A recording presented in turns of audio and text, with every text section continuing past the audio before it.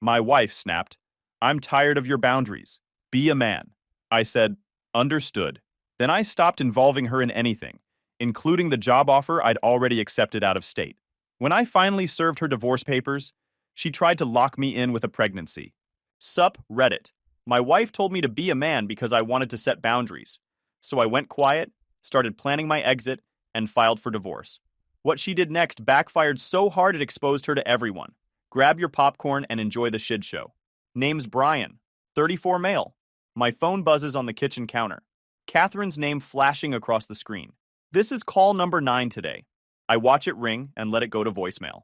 She's been calling nonstop again lately, like she thinks time rewinds if she tries hard enough. It took 11 months to get here.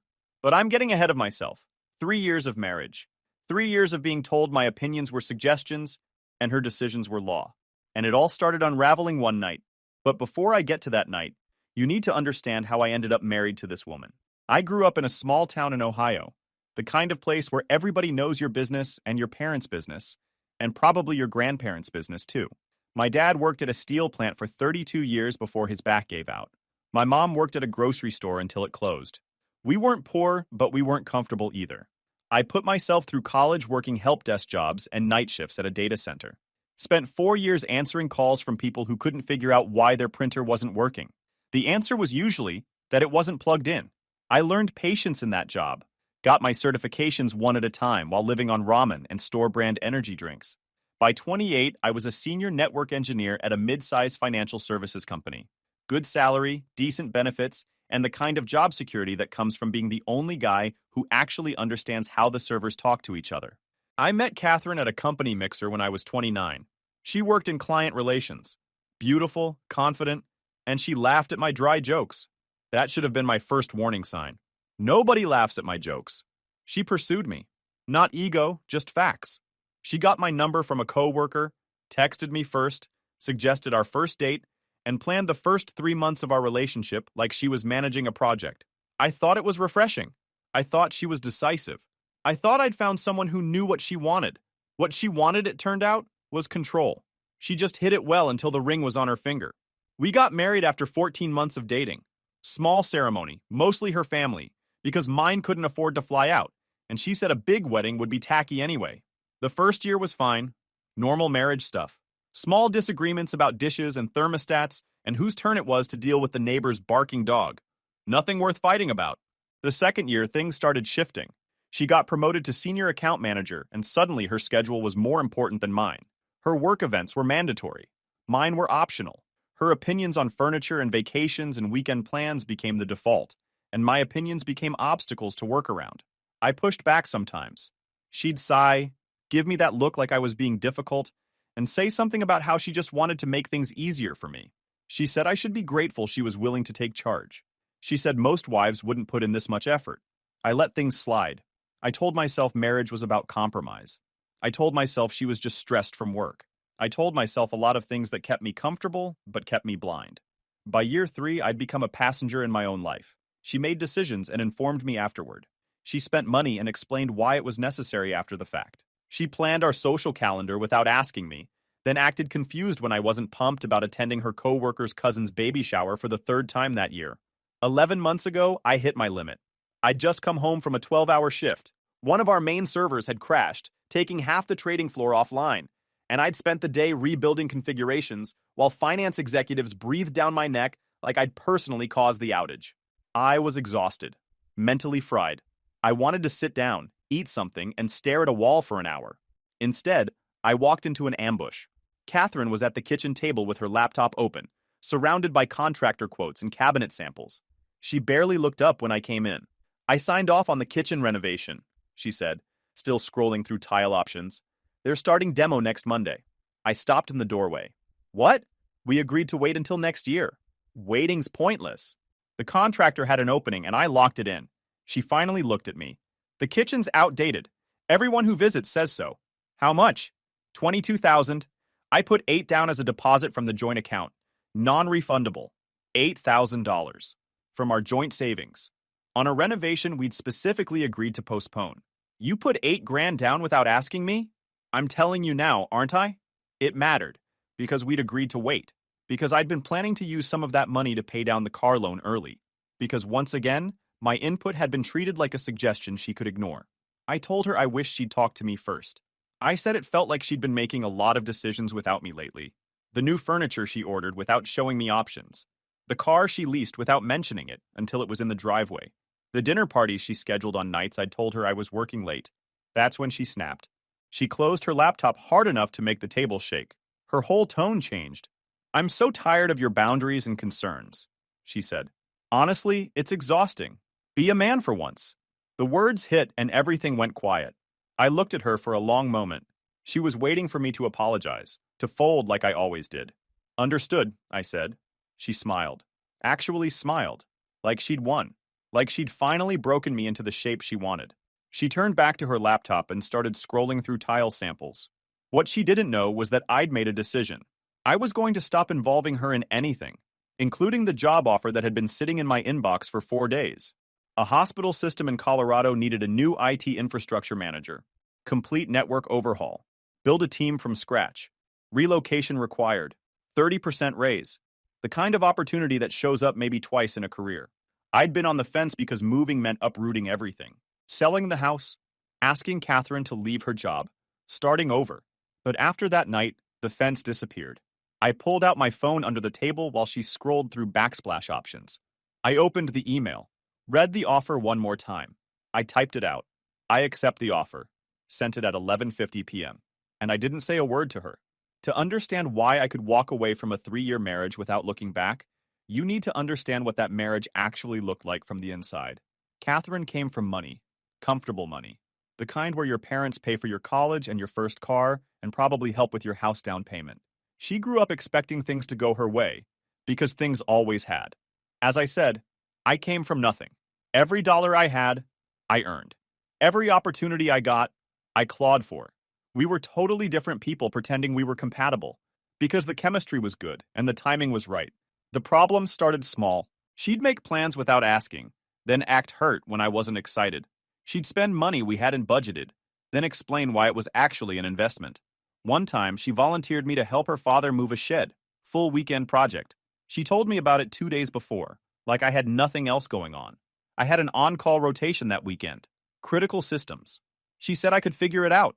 I spent Saturday hauling lumber while checking my phone every 10 minutes for server alerts. Her dad complained I was distracted. Her mother, Monica, made everything worse.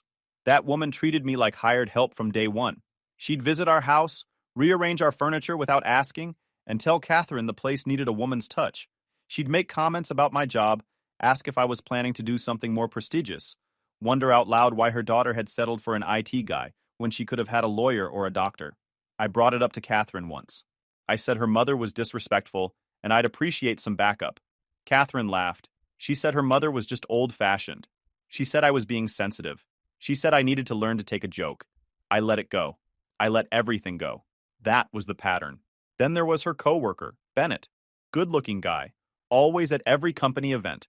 Always finding reasons to talk to Catherine. I noticed the way he looked at her. I noticed the way she laughed at his jokes a little too hard. I noticed the late nights at the office that started happening more often around month 18 of our marriage. I asked her about it once, casually. Just asked if Bennett was being appropriate. She rolled her eyes. She said I was being paranoid. She said Bennett was just friendly. She said she couldn't believe I'd accuse her of something like that. I didn't accuse her of anything. I asked a question. The real wake-up call came 6 months before the be a man thing. My best friend from college, Dominic, came to visit for a weekend. He was the kind of guy who'd help you move a couch at 2 a.m. and never mention it again. Solid, reliable. Catherine hated him right away. She complained that he was too loud. She complained that he ate too much of our food. She complained that we spent too much time playing video games instead of doing something productive. On the second night of his visit, she pulled me aside and said she didn't want him staying at our house anymore. She said he was a bad influence. She said I needed to grow out of friendships like that. Dom heard the whole thing through the wall. He left the next morning, told me he understood, and said to call him when I figured things out. I didn't call him. I was too embarrassed. Too deep in the fog to see what was happening. But that conversation planted a seed, and over the next 6 months that seed started growing. I started paying attention. I started noticing how every decision somehow ended up being her decision.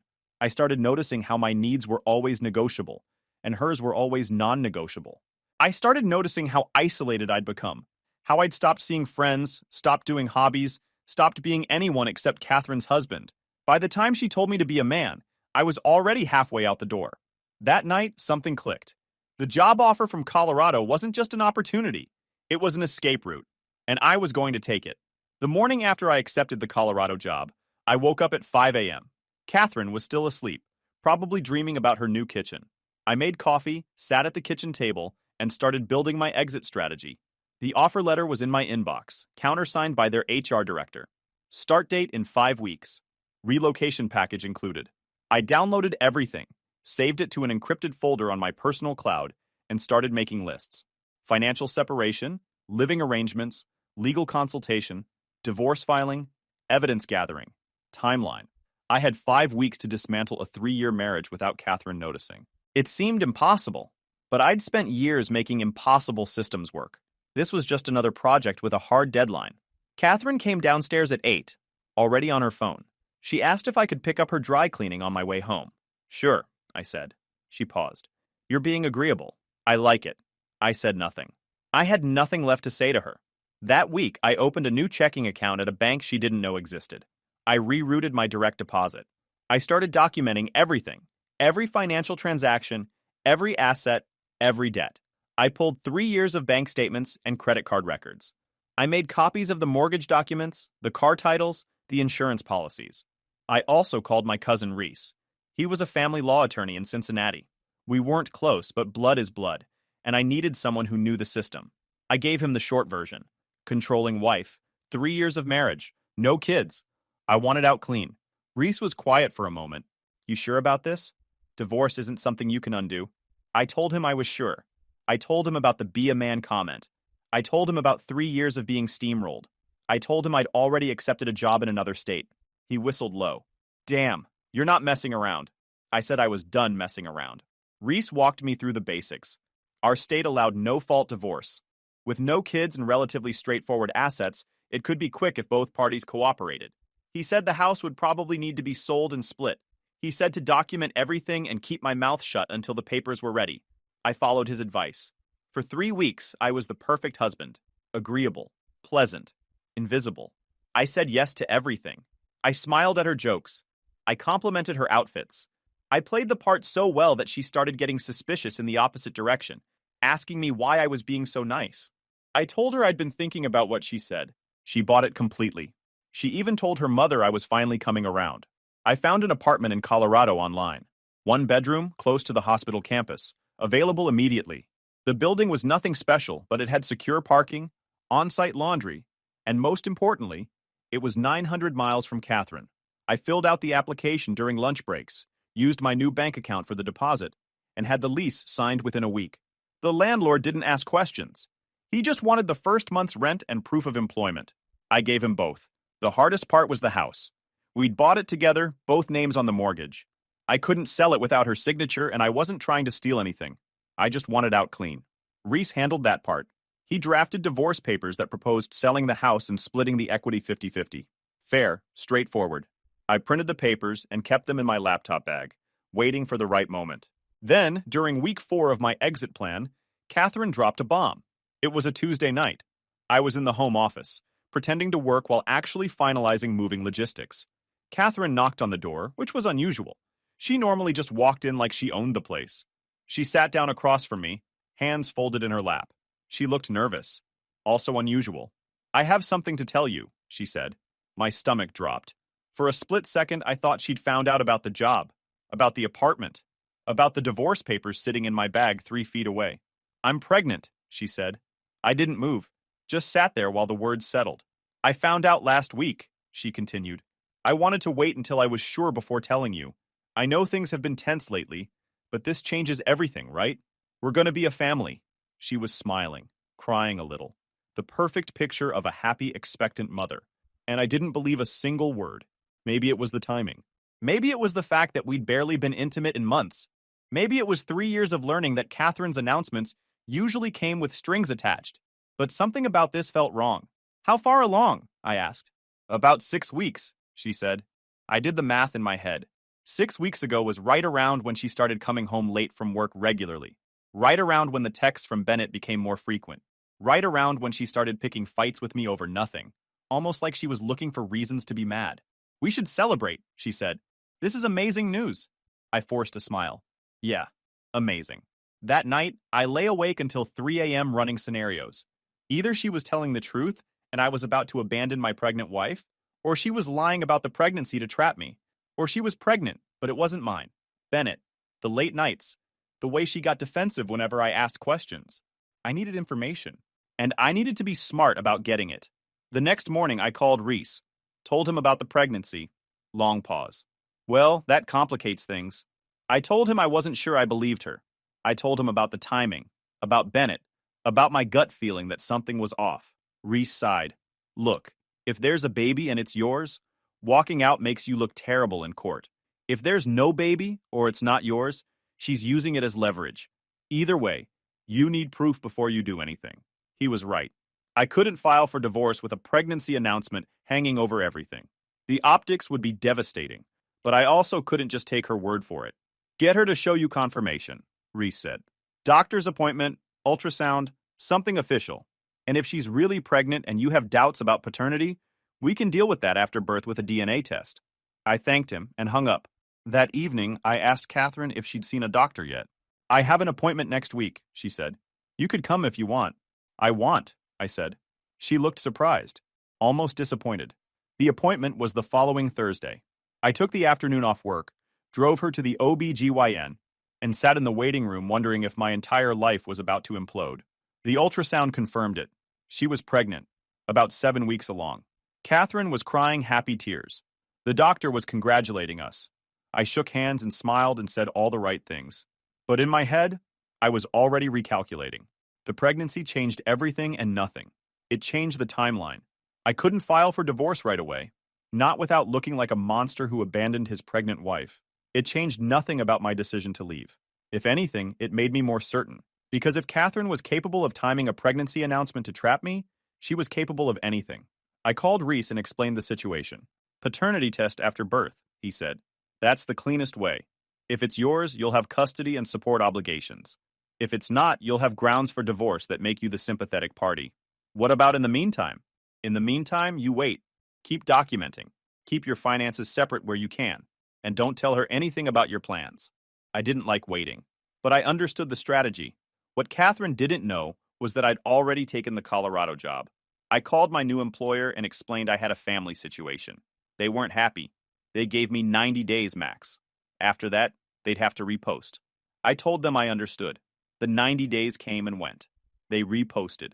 I reapplied. They said I was still their first choice when timing worked. The apartment lease I'd signed went month to month after the initial term. Everyone was on standby, waiting for me to give the green light. I spent the next 7 months being the model expectant father. I went to every appointment. I assembled nursery furniture without complaint. I painted the baby's room a soft yellow because Catherine said green was too trendy. I pretended to read baby name books while actually researching paternity testing laws on my phone. Catherine was thriving. She loved the attention. She loved posting ultrasound pictures online. She loved telling everyone how excited we were to start a family. Meanwhile, I was building my case. I checked our phone records. Catherine had been texting Bennett dozens of times per week for the past 4 months. Late-night calls lasting 20, 30, 40 minutes. I couldn't see the content, but the pattern was obvious. I checked her calendar she synced to our shared cloud. Plenty of late work nights that didn't match any company events I could verify through her firm's public schedule. She had client dinners on Tuesday nights when her firm didn't have any client events scheduled. She had team meetings that ran until 9 p.m. when her team usually left at 5. The inconsistencies were everywhere once I started looking. I checked our credit card statements. Dinners at restaurants she never mentioned. A boutique hotel charge. In the city she never explained. Uber rides to neighborhoods where she had no reason to go. I screenshotted everything. Saved it to my encrypted folder. Built a timeline that painted a real clear picture. Dom was back in my life by this point. I'd finally called him 6 months after she kicked him out of our house and told him everything. He didn't say I told you so. He just asked what he could do to help. He drove 6 hours on a Saturday to help me move boxes to a storage unit I'd rented. We did it while Catherine was at a baby shower, loading my car with books and clothes and the few things I actually cared about. What if the kid is yours? He asked. I closed the unit door and clicked the padlock shut. Then I'll figure out custody and pay support. But I'm still leaving. That part's not changing. He nodded. Didn't push. The baby was born in early March. A girl. 7 pounds, 4 ounces. Catherine named her Audrey. I held her in the hospital room and felt nothing.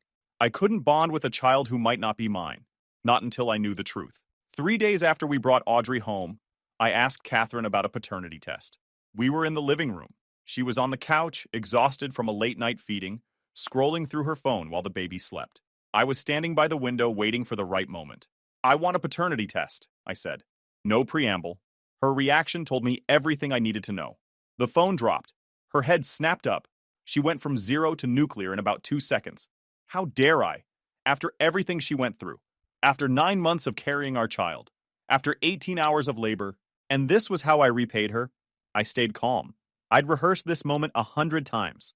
I said I wasn't accusing her of anything. I said I just wanted confirmation for peace of mind. If you trusted me, you wouldn't need confirmation, she said. She was getting louder.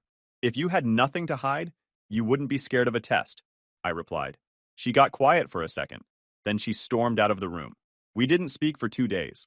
On day 3, I told her I was filing for divorce and requesting a court-ordered paternity test as part of the proceedings. The look on her face was worth every single moment I'd spent wondering if I was crazy or if she was just that good at lying. Well, she was just that good at lying, but not good enough. Catherine tried everything to stop the divorce. She cried, she begged, she threatened. She called her mother, who called me with a 20-minute lecture about family values and commitment and how I was throwing away my responsibilities as a man. She called my mother. That backfired big time. My mom, who'd met Catherine exactly 3 times and liked her exactly 0 of those times, told her politely that she should have thought about commitment before treating her son like furniture. Then she hung up and called me to say she was proud of me for finally growing a spine. When the emotional stuff failed, Catherine switched to strategic warfare. She told everyone I'd abandoned my newborn daughter. She posted on social media about being a single mother because her husband couldn't handle responsibility. She painted me as the villain in every conversation. The story spread fast. Mutual friends started texting me, asking what was going on. Her family sent me messages calling me every name they could think of without technically cursing. Even some of my coworkers heard rumors. I said nothing. I let her build her narrative. Because I knew the truth was coming, and the truth was going to hit like a freight train. The court ordered the paternity test. Catherine fought it hard. She claimed it was invasive, an attack on her character. The judge didn't care. Cheek swab, paperwork, results in 10 business days. Those 10 days were the longest of my life. Catherine went from confident to nervous to borderline frantic. The first few days, she was still playing offense. But as the days ticked by, desperation started creeping in. She started calling me constantly, not to fight, but to negotiate. Day 4, she offered to drop the divorce if I dropped the paternity demand. Day 6, she offered me the house, free and clear. Day 8, she offered to give me full custody if I just stopped the test. Full custody of a child she claimed was mine but didn't want me to verify. The offers made no sense unless she had something massive to hide. I didn't respond to any of it. I'd waited for months. I could wait 10 more days. Dom came down for the weekend while we waited. He said he wanted to be there when the call came, one way or another. We sat on the balcony of the temporary place I'd rented near work, eating takeout and watching the sun set over the parking lot. The results came on a Thursday afternoon. Reese called me at work. "You're not the father," he said. I sat in my office chair, phone pressed to my ear, and felt something I hadn't felt in years. Relief. Just pure, overwhelming relief. Like a weight I didn't even know I was carrying just disappeared. "We have grounds for divorce on infidelity," Reese continued. "With the DNA evidence, her credibility is shot. She lied about the pregnancy being yours. She tried to trap you with another man's child. No judge is going to look at her favorably after this." I asked what the next steps were. "We file updated papers. We push for a quick resolution. Given the circumstances, I'd say we can have this wrapped up in 60 days, maybe less." I thanked him and hung up. Then I made the call I'd been waiting almost a year to make. The Colorado job. They'd reposted it twice since I first accepted, but they kept me in the loop. When I told them I was clear to relocate, they fast-tracked the offer. Start date in 3 weeks. I called a moving company that afternoon. Saturday worked. Catherine had plans to visit her mother that weekend. Some family thing she'd mentioned a few days earlier.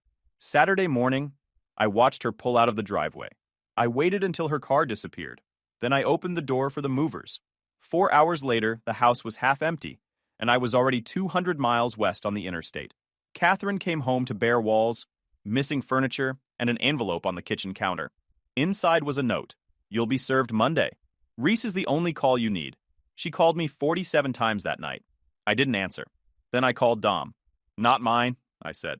He was quiet for a second. Then he laughed. Dude, go celebrate. You just dodged a bullet the size of a school bus. I didn't celebrate.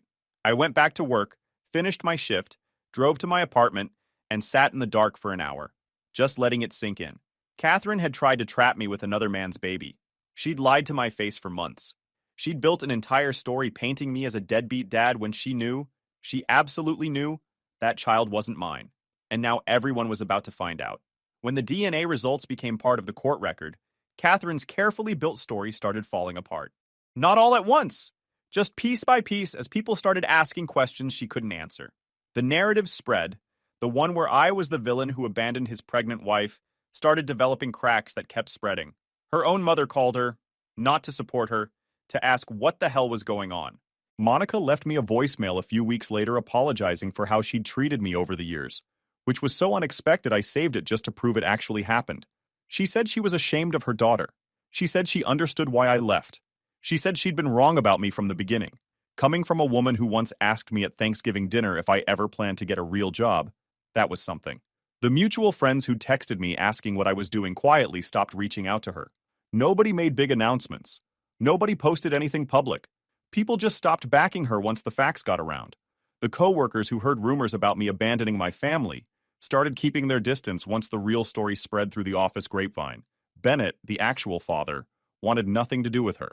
Turns out he had a fiancée of his own, who didn't appreciate finding out her future husband had been sleeping with a married woman and had gotten her pregnant. That engagement ended within a week of the DNA results going public. Bennett transferred to a different office in a different state. Catherine lost her job 2 months after the divorce was finalized. Not officially because of the affair, but the company found reasons. Performance issues, attitude problems, the kind of vague explanations employers use when they want someone gone. She couldn't afford the house on her own. We sold it as part of the divorce settlement. After the mortgage payoff, the equity split, and legal fees, she walked away with about $38,000.